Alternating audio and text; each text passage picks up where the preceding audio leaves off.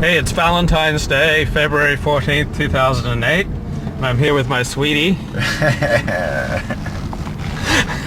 That's a good one.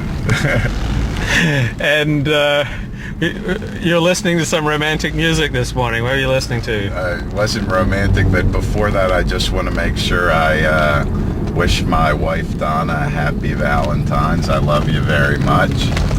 And actually, this morning I was listening to an Elvis song. That was the song where he says, a little less conversation, a little more action.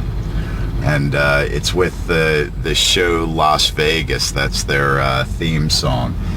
And I was thinking about that because, I consult on businesses that are having struggles in their sales departments. And what I find is a very, very typical problem is representatives think they're working hard. They think that they're really doing something that's making a big difference, and they're really not. And when you press them on what they're doing as far as their business life, they're really not doing as much as they could be doing. So today's conversation is really about action. There's a saying in sales that telling is not selling. Even though when you're talking, this doesn't mean that we don't have to talk for a living. We absolutely have to talk for a living. What it means is we have to make sure that our talk is moving people to action. That's the purpose of being in sales and being a representative. So I find it very important that we start off by analyzing what are you doing today. If this is day one of being introduced to Glenn Broder's system, just a yes or no, please.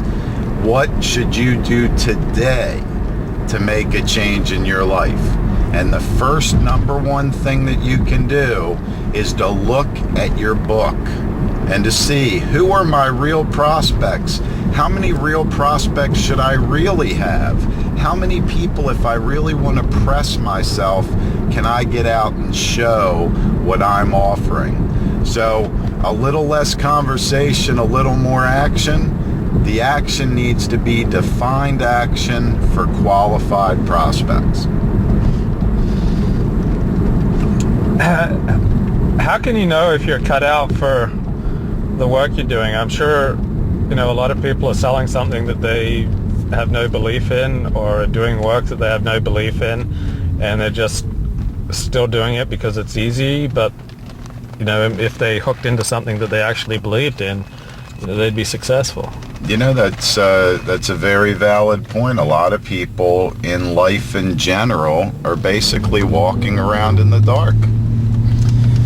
If you really think about it, most people don't like what they do. But when it comes to sales, my first sales manager said it like this. He said, sales is the lowest paying easy job and the highest paying hard job.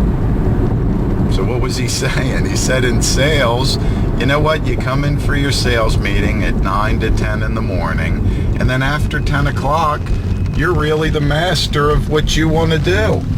And I'll be very frank with you, when we were in, for example, in-home sales at the beginning of my career, we worked a morning appointment, and then we worked an evening appointment. And what did we do in the afternoon? We fished. We went and shot pool. We did whatever, but we were doing our 8 hours in 4-hour blocks where we were working hard. But the afternoon just wasn't, people are out, they're shopping, they're not at home. It's limited access to them. But in the mornings and in the evenings, it was great. So to get specifically to answering your question, I think that people who are not succeeding, so remember I said there's 3 groups. We have the stars, we have the mediocre in the sales department, and then we have the lower realm, which is really there on the whim of the company. That lower realm, after doing my workshop, have totally exposed themselves. And if they've exposed themselves, it means that really they're very unhappy.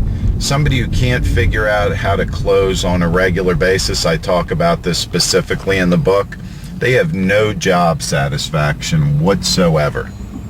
They really have no job satisfaction. Right. Every moment it becomes a terror.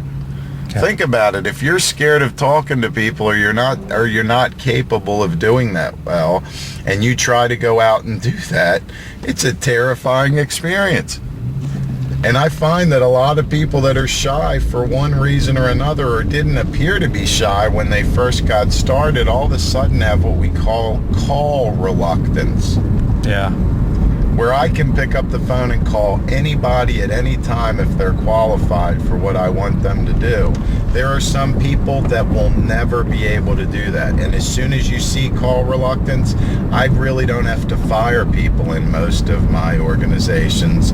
I can pull them into the office and go, maybe you ought to go home and think about whether you like doing this or not.